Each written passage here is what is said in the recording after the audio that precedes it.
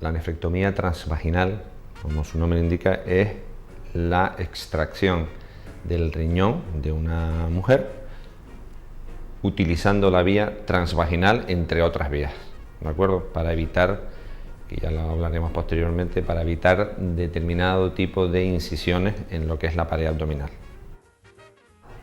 Es la primera vez que se hizo en Canarias y la segunda vez que se hacía en Europa.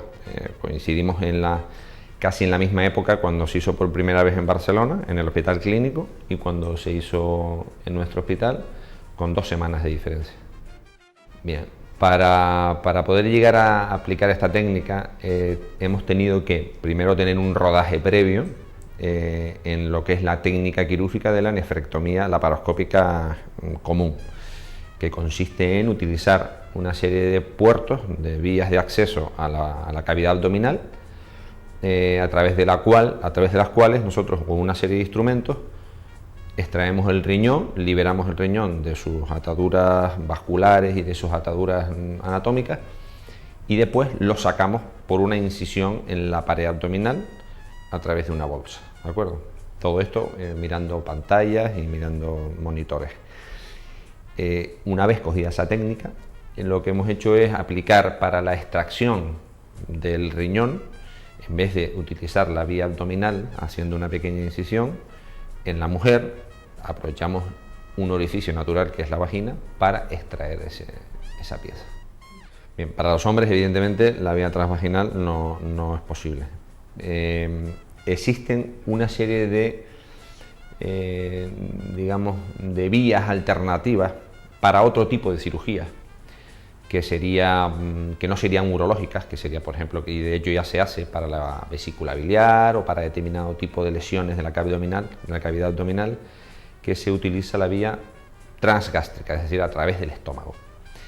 Pero en el caso que nos ocupa, que es para la nefrectomía, no sería útil este tipo de vías y este tipo de instrumental. Muy bien, la nefrectomía transvaginal la estamos utilizando en casos concretos, es decir, mujeres que no haya tenido cirugía ginecológica importante, evidentemente mujeres que acepten esa vía, ese tipo de cirugía, ese tipo de incisión, y en riñones que su tumor no sea especialmente grande o complejo. Entonces, claro, eso lo que hace es que limita mucho el número de cirugías que se pueden hacer por esa vía. Esa sería, o es, de hecho ya se hace en algún hospital de Europa. Ocasionalmente se utiliza la vía transvaginal para donante vivo de riñón, ¿de acuerdo? Es decir, minimiza los efectos de la cirugía del paciente que dona su riñón y es una vía perfectamente válida, igual que la laparoscópica o igual que la cirugía abierta que se hacía o se sigue haciendo hasta hace poco. O sea que para el trasplante, para el donante vivo, sería un acicate para donar, en el caso de la mujer, teniendo en cuenta que la agresividad o las huellas que dejaría dicha cirugía iban a ser mucho menores.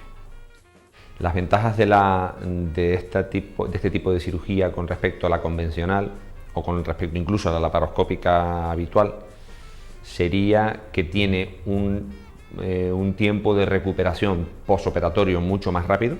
Al no haber incisión abdominal no hay dolor o hay menos dolor, con lo cual la incorporación a la vida normal y a la vida laboral sería mayor, se usa menor número de medicamentos y desde el punto de vista anímico de la paciente, en este caso, es mucho más aceptado y mucho mejor.